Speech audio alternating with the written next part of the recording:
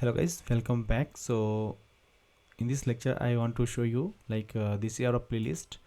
This is the updated playlist you can say, and I'm keeping all the videos in this Java 8 series because I'm currently teaching all and preparing for the Java interview, right? So lambda expressions and its more feature of Java 8 that I'm talking about, right?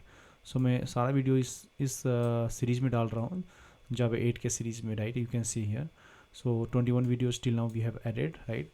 सो इसमें जितने भी important questions हैं मैं I use to keep it here and I keep putting all this video here.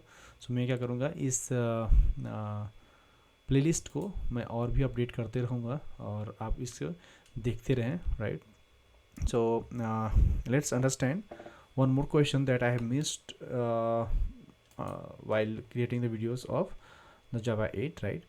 So एक question है जिसमें बोला जाता है what are the advantage of lambda expression, right? So अगर आपसे ये question पूछा जाता है कि what are the advantages of lambda expression, तो उसमें आप क्या कह सकते हैं कि we can reduce the length of the code so that the readability of the code will be improved, right? Means हम Java code को हम क्या करते हैं, रिड्यूस कर देते हैं, राइट? बिकॉज अगर एनोनिमस क्लासेस हम यूज़ नहीं कर रहे हैं, एनोनिमस फंक्शन हम यूज़ नहीं कर रहे हैं, right?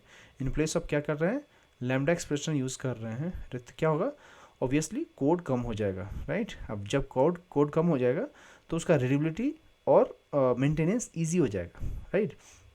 So what you will say कि we can reduce the length of the code so that the readability of the code will be improved, right? And you can also say we can resolve complexity of the anonymous inner classes, right? I'll discuss in another video, right? What is anonymous inner classes vs the lambda expression, and that we will talk about that. So for now क्या करना है आपको, बस ये ध्यान रखना है कि we can resolve complexity of anonymous classes, right? Right, anonymous inner classes का जो नॉर्मल लेक्चर आप लोग ले रहे होंगे उनको पता चल गया होगा कि what I am talking about. But अगर आपको समझ नहीं आ रहा तो नेक्स्ट वीडियो में डालूंगा यार, right?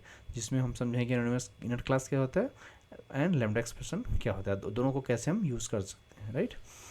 So for the advantage of lambda expression क्या आप लिखेंगे, फर्स्ट कि we can reduce the length of the code to optimize the readability of the code, and so it will improve the code, right? Again, then another point we will write कि we can resolve the complexity of the anonymous classes, inner classes, and we can provide lambda expression in the place of object, and we can pass lambda expression as argument to the methods, right? अब ये भी कह सकते हैं कि anonymous inner class can extend a concrete class, right? And can extend abstract class and can implement interface with any number of methods. But lambda expression क्या होता है, can implement an interface with only single abstract method, जिसे हम function interface कहते हैं, right? Means जो anonymous inner classes होती हैं वो एक्सटेंड कर सकती हैं कंक्रीट क्लास को, और एक्सटेंड कर सकती हैं एब्स्ट्रैक्ट क्लास को, और एक्सटेंड कर सकती है इंटरफेस को, और जिसके अंदर में एनी नंबर ऑफ मेथड्स हो सकते हैं. बट लैम्डा एक्सप्रेशन सिर्फ और सिर्फ फंक्शनल इंटरफेस के लिए यूज़ होता है. आपको समझ में आ रहा है? फंक्शन इंटरफेस के लिए सिर्फ यूज़ होता है, जिसके अंदर में सिंगल एब्स्ट्रैक्ट मेथड होता है, जो कि हमने ऑलरेडी टॉक कर चुके हैं, right? So if the anonymous inner class implement function interface, in that particular case only we can replace the lambda expression. So there will be no there will be inner classes having the concept, it may not possible to replace the lambda expression, right? Means whenever if let's suppose if anonymous inner classes implement करता है function interface को, right, in any cases, right? So only we can replace the lambda expression, right? So hence whenever anonymous inner classes concept is coming, right, it may not possible to replace the lambda expression. हम सब कुछ कर सकते हैं, lambda expression को replace नहीं कर सकते, राइट? सो हम क्या कह सकते हैं कि anonymous classes, anonymous inner class is not equal to lambda expression. It is totally wrong because हम कह सकते हैं कि एनोनिमस क्लास क्या कर सकता है, एक्सटेंड कर सकता है कंक्रीट क्लास को, एब्स्ट्रैक्ट क्लास को, and even interface with the many methods, right, many abstract methods. But lambda expression सिर्फ और सिर्फ फंक्शन इंटरफेस को कर रहा है, तो इससे भी आप सिंपली बोल सकते हो कि lambda expression and anonymous inner class same नहीं हो सकती, राइट।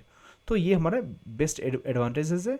और apart from that we can also say कि inside the anonymous inner classes we can declare instance variable, or inside the anonymous inner classes this will always refers as a current inner class, right, means object, but not related to outer object, okay। like that there is a lot of things that we can say, but lambda expression में क्या होता है, जब हम this keyword हम use करते हैं तो current class के जो outer class होता है उसको रेफर करता है, right, जो हमने अभी थोड़ा देर पहले पिछली वीडियो में हमने देखा था, right। So I think all okay guys, so you can write all these points in the advantage of lambda expression, okay, and let me know if you have any doubt, and I'll see you in the next lecture. Thank you guys, thank you for watching this video, and I'll see you in the next one.